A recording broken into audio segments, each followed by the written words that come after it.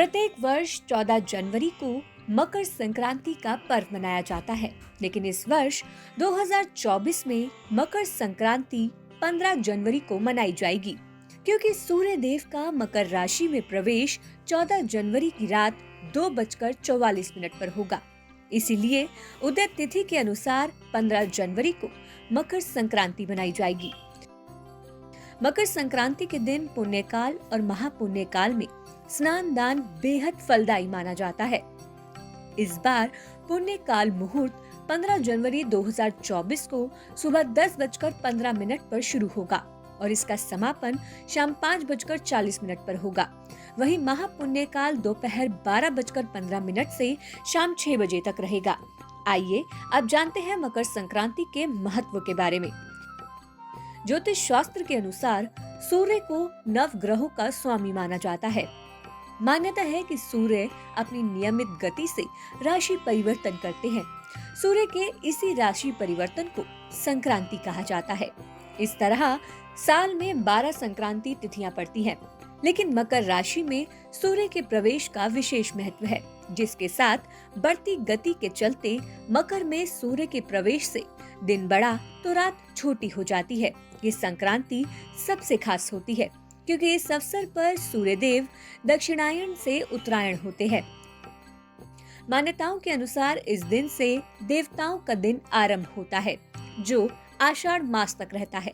मकर संक्रांति का पर्व पूरे देश में विभिन्न नामों और विभिन्न मान्यताओं के साथ बड़ी धूमधाम से मनाया जाता है। गुजरात सहित कई राज्यों में ये पर्व पतंग महोत्सव के नाम से भी जाना जाता है। पतंग उड़ाने के पीछे मुख्य कारण है कुछ घंटे सूर्य के प्रकाश में बिताना। उत्तर प्रदेश में मकर संक्रांति के दिन खिचड़ी बनाकर खाने तथा खिचड़ी की सामग्रियों को दान देने की प्रथा होने से ये पर्व खिचड़ी के नाम से प्रसिद्ध हो गया है। असम में इस दिन बिहू त्योहार मनाया जाता है। दक्षिण भारत में पोंगल का पर्व भी सूर्य के मकर राशि में प्रवेश करने पर ही मनाया जाता है। इन सभी मान्यताओं के बाद भी इस त्योहार को मनाने के पीछे का तर्क एक ही रहता है, और वह है सूर्य की उपासना व दान। इस दिन के लिए पूजा विधि इस प्रकार है। पूजा शुरू करने से पहले पुण्यकाल मुहूर्त और महापुण्यकाल मुहूर्त निकाल ले और अपने पूजा करने के स्थान को साफ और शुद्ध कर ले। इसके बाद एक थाली में 4 काली और 4 सफेद तिल के लड्डू रखे जाते हैं। साथ ही कुछ पैसे भी थाली में रखते हैं। थाली में अगली सामग्री चावल का आटा और हल्दी का मिश्रण, सुपारी, पान के पत्ते, शुद्ध जल, फूल और अगरबत्ती रखी जाती है। ये प्रसाद भगवान सूर्य को चढ़ाने के बाद उनकी आरती की जाती है। इसके बाद सूर्य मंत्र ओम सूर्याय नमः का कम से कम 21 या 108 बार उच्चारण किया जाता है।